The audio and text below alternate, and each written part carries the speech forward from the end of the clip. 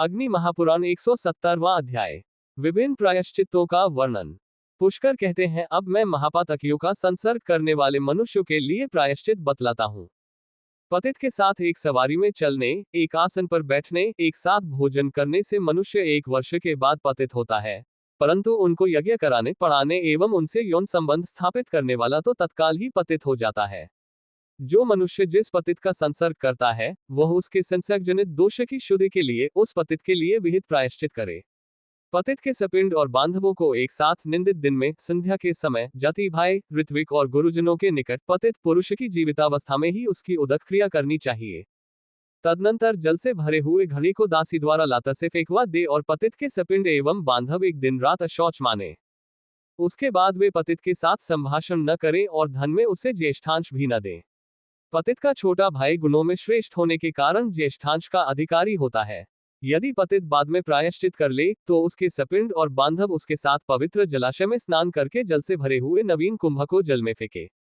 पतित स्त्रियों के संबंध में भी यही कार्य करे, परंतु उसको अन्न, वस्त्र और घर के समीप रहने का स्थान देना चाहिए। जिन ब्राह्मणों को समय पर विधि के अनुसार गायत्री का उपदेश प्राप्त नहीं हुआ है, उनसे 3 प्राजापत्य कराकर उनका विधिवत उपनयन संस्कार करावे। निश्चित कर्मों का आचरण करने से जिन ब्राह्मणों का परित्याग कर दिया गया हो, उनके लिए भी इसी प्रायश्चित्त का उपदेश करे।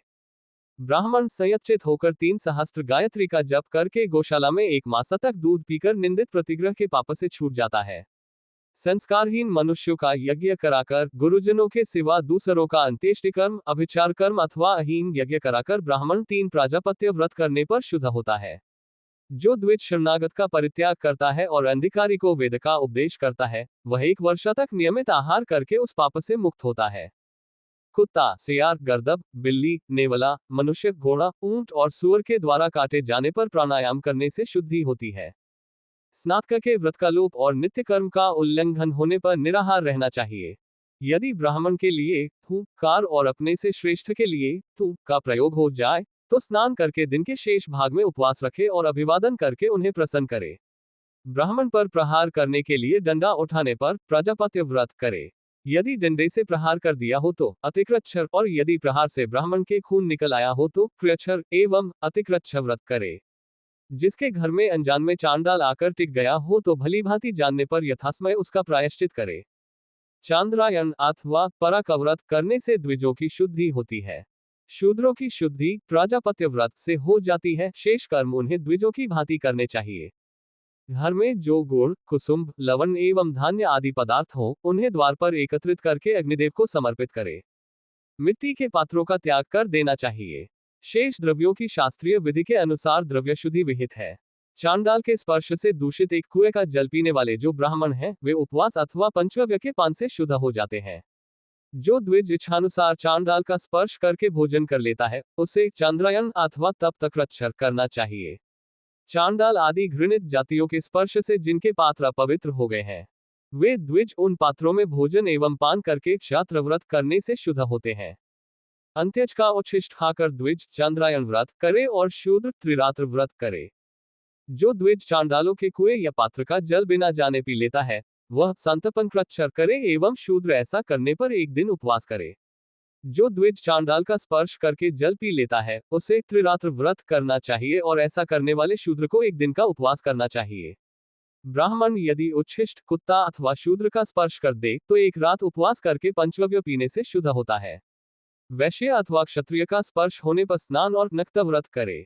मार्ग में चलता हुआ ब्राह्मण यदि वन अथवा जल रहित प्रदेश में पकवान हाथ में लिए मल मूत्र का त्याग कर देता है, तो उस द्रव्य को अलग न रखकर अपने अंक में रखे हुए ही आचमन आदि से पवित्र होकर अन्न का प्रोक्षण करके उसे सूर्य एवं अग्नि को प्रदर्शित करे।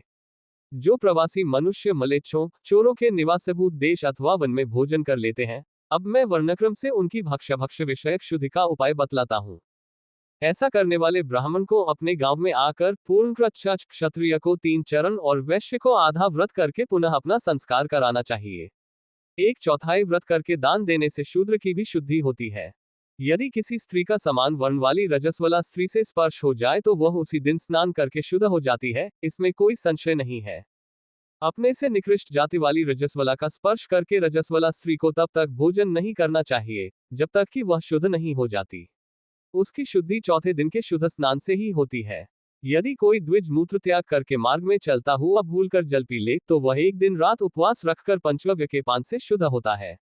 जो मूत्र त्याग करने के पश्चात आचमनादि शौच न करके मोहवश भोजन कर लेता है वह 3 दिन तक यवपान करने से शुद्ध होता है।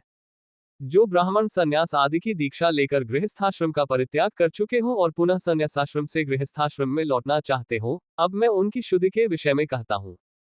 उनसे 3 प्राजापत्य अथवा चांद्रायण व्रत कराने चाहिए। फिर उनके जातकर्म आदि संस्कार पुनः कराने चाहिए। जिसके मुख से जूते या किसी अपवित्र वस्तु का स्पर्श हो जाए उसकी मिट्टी और गोबर के लेपन तथा पंचगव्य के पान से शुद्धि होती है। नील की खेती, विक्रय और नीले वस्त्र आदि का धारण ये ब्राह्मण का पतन करने वाले हैं। इन दोषों से युक्त ब्राह्मण की 3 प्रजापत्य व्रत करने से शुद्धि होती है। यदि रजस्वला स्त्री को अंत्यज या चांडाल छू जाए तो त्रिरात्र व्रत करने से चौथे दिन उसकी शुद्धि होती है। चांडाल श्वपाक, मज्जा, सूतिका स्त्री, शव और शव का स्पर्श करने वाले मनुष्य को छूने पर तत्काल स्नान करने से शुद्धि होती है। मनुष्य की अस्थि का स्पर्श होने पर तैल लगाकर स्नान करने से ब्राह्मण विशुद्ध हो जाता है।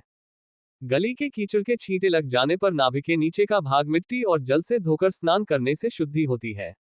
वमन अथवा विरेचन के बाद स्नान करके घृत का प्राशन करने से शुद्धि होती है।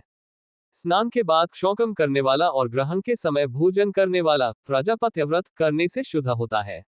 पंक्तिदूषक मनुष्यों के साथ पंक्ति में बैठकर भोजन करने वाला कुत्ते अथवा कीट से दंशित मनुष्य पंचगव्य के पान से शुद्धि प्राप्त करता है। आत्महत्या की चेष्टा करने वाले मनुष्य की प्रजापत्य व्रत जप एवं होम से शुद्धि होती है। होमादि के अनुष्ठान एवं पश्चाताप से सभी प्रकार के पापियों की शुद्धि होती है। इस प्रकार आदि आग्नेय महापुराण में प्रायश्चित्तों का वर्णन नामक 170वां अध्याय पूरा हुआ।